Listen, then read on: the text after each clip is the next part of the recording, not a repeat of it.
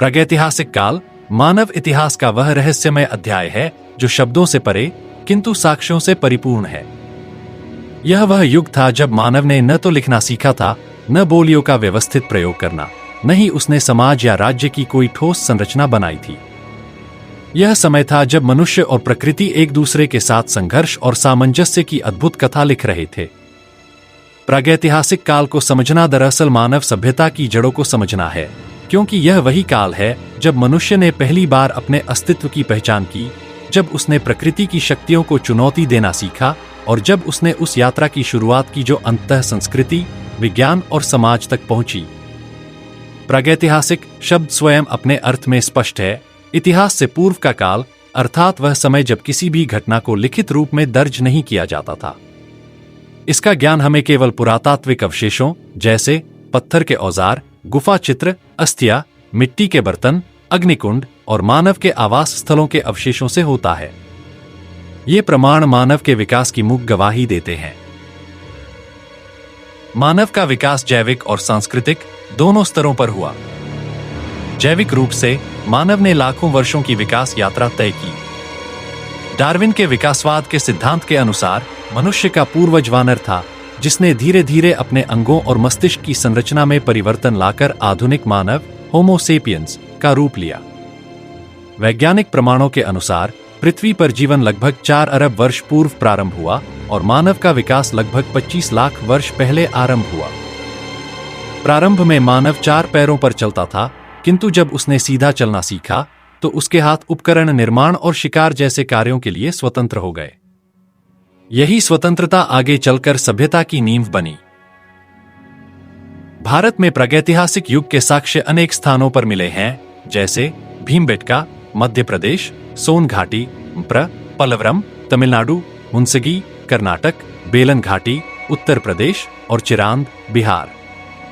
इन स्थलों से प्राप्त उपकरणों और गुफा चित्रों से ज्ञात होता है कि मानव ने किस प्रकार पत्थरों से औजार बनाए, शिकार किया, आग का प्रयोग किया और धीरे धीरे सामाजिक जीवन की दिशा में कदम बढ़ाए। प्रागैतिहासिक काल का सबसे बड़ा और विस्तृत अध्याय है पाषाण युग, क्योंकि इस युग के अधिकांश उपकरण पत्थर से बने थे। पाषाण युग को 3 भागों में बांटा जाता है: प्रारंभिक पाषाण युग, पैलियोलिथिक एज, मध्य पाषाण युग, मेसोलिथिक एज और नवपाषाण युग, नियोलिथिक एज। प्रत्येक युग मानव जीवन के विकास की एक नई सीढ़ी है। प्रारंभिक पाषाण युग मानव की सबसे आरंभिक अवस्था का प्रतिनिधित्व करता है। यह काल लगभग 25 लाख वर्ष पूर्व से लेकर लगभग 10,000 ईसा पूर्व तक फैला हुआ था। इस काल में मानव शिकारी और संग्रह करता था। उसका जीवन पूर्णतः प्रकृति पर निर्भर था। वह पेड़ों से फल, जड़ें और कंद निकालकर खाता था तथा पशुओं का शिकार करता था। उसके पास न कोई स्थायी निवास था, न वस्त्र, न कृषि, न कोई बर्तन। वह गुफाओं, झाड़ियों या पेड़ों की डालियों के बीच रहता था।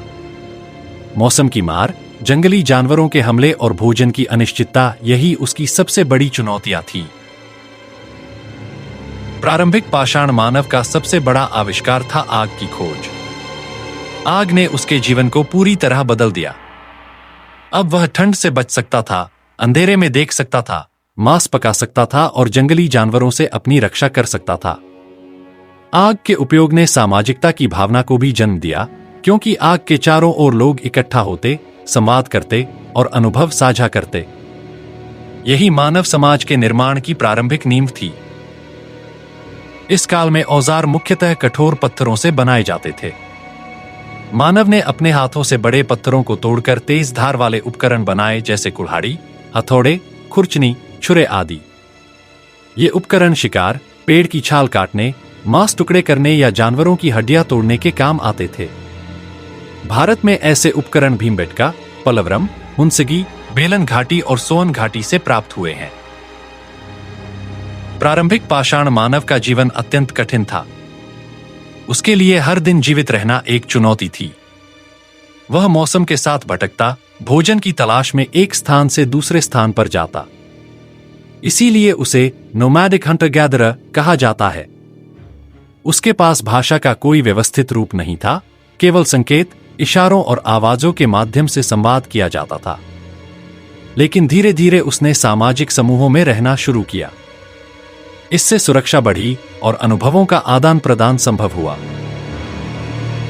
भारत के मध्य प्रदेश के भीमबेटका की गुफाएं प्रागैतिहासिक मानव जीवन का अद्भुत साक्ष्य हैं। यहाँ की दीवारों पर बने चित्र बताते हैं कि प्रारंभिक मनुष्य न केवल जीवित रहने की जद्दोजहद में था, बल्कि कला की समझ भी विकसित कर चुका था। इन चित्रों में शिकार के दृश्य, नृत्य, जानवरों के समूह और दैनिक जीवन के कार्य दिखाई देते हैं। यह दर्शाता है कि उस समय मनुष्य में सौंदर्य बोध और अभिव्यक्ति की क्षमता विकसित होने लगी थी।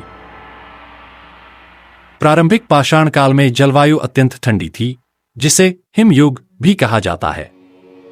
हिमखंडों के पिघलने और मौसम के परिवर्तन के साथ मानव ने अपने औजारों को अधिक उन्नत बनाना शुरू किया। बड़े पत्थरों की जगह अब छोटे और चिकने पत्थरों का उपयोग होने लगा, जो अधिक धारदार और हल्के थे।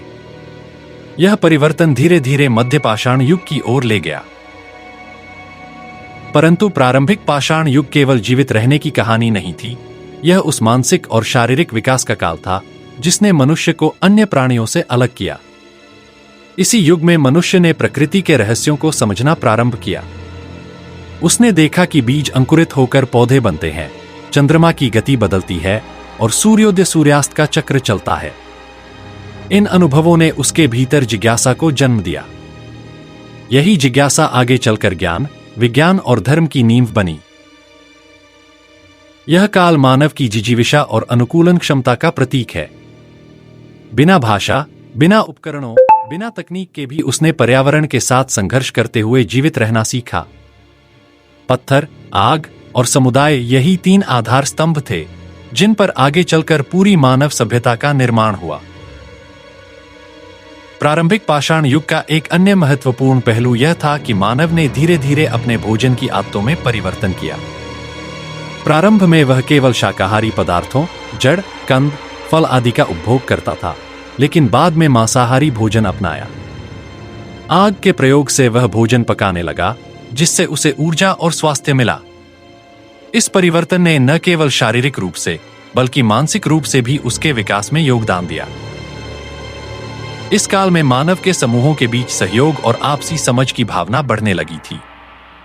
शिकार के लिए समूह बनाना, रक्षा के लिए मिलजुल कर रहना और भोजन साझा करना, ये सब सामाजिक संरचना की ओर संकेत करते हैं।